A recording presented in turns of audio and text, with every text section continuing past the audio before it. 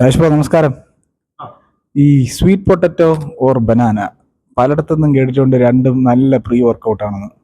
ഏതാണ് ഒരു പേഴ്സണൽ ഒപ്പീനിയനിൽ നല്ലത്, ബെറ്റർ?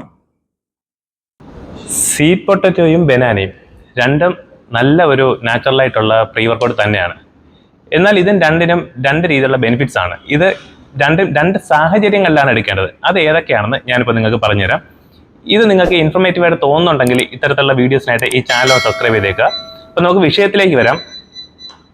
ബനാന എന്ന് പറയുന്നത് ഈ പറഞ്ഞ പോലെ നല്ലൊരു പ്രീ വർക്കൗട്ടാണ്. കാര്യം ഇതിൽ പെട്ടെന്ന് ഡൈജസ്റ്റ് ചെയ്യുന്ന നല്ല കാർബോഹൈഡ്രേറ്റ് ധാരാളമായിട്ടുണ്ട്. അതുകൊണ്ട് തന്നെ നമുക്കൊരു ഇൻസ്റ്റന്റ് ആയിട്ടുള്ള എനർജി പ്രൊവൈഡ് ചെയ്യാനായിട്ട് ബനാനയ്ക്ക് സാധിക്കുന്നതാണ്. അതുപോലെ തന്നെ ഇതിൽ പൊട്ടാസ്യം ഒക്കെ ധാരാളം ഉള്ളതുകൊണ്ട് നമുക്ക് വർക്കൗട്ട് ചെയ്യുമ്പോൾ നമ്മുടെ മസിൽസ് ക്രാമ്പ് വരാതിരിക്കാനായിട്ട് ഇലക്ട്രോലൈറ്റ്സ് ഒക്കെ നമ്മളെ ഒരുപാട് സഹായിക്കുന്നതാണ്. അപ്പോൾ പെട്ടെന്നൊരു നമുക്കൊരു എനർജി തരാനായിട്ടും നമുക്ക് വളരെ എനർജിയോടുകൂടി വർക്കൗട്ട് ചെയ്യാനും ബനാന നമ്മളെ സഹായിക്കുന്നു. എന്നാൽ നമുക്ക് സ്വീറ്റ് പൊട്ടറ്റോയിലേക്ക് വരുമ്പോൾ സ്വീറ്റ് പൊട്ടറ്റോ എന്ന് പറയുന്നത് വളരെ കോംപ്ലക്സ് ആയിട്ടുള്ള കാർബായിട്ട് നിർമ്മിതമായിട്ടുള്ളതാണ്. അതുപോലെ തന്നെ അതിൽ ധാരാളമായിട്ട് ഫൈബറുകളും ഉണ്ട്. അതുകൊണ്ട് ഇതിന്റെ എനർജി റിലീസിങ് എന്നുള്ളത് വളരെ സ്ലോലി ആയിരിക്കും. അതായത് ഇപ്പോൾ ബനാന തരുന്ന പോലെ സഡൻ ആയിട്ടൊരു എനർജി നമുക്ക് തരത്തില്ല. പക്ഷേ ആ തരുന്ന എനർജി കൺസിസ്റ്റന്റ് ആയിട്ട് ലോങ് ടൈമിൽ നമുക്ക് നിൽക്കും.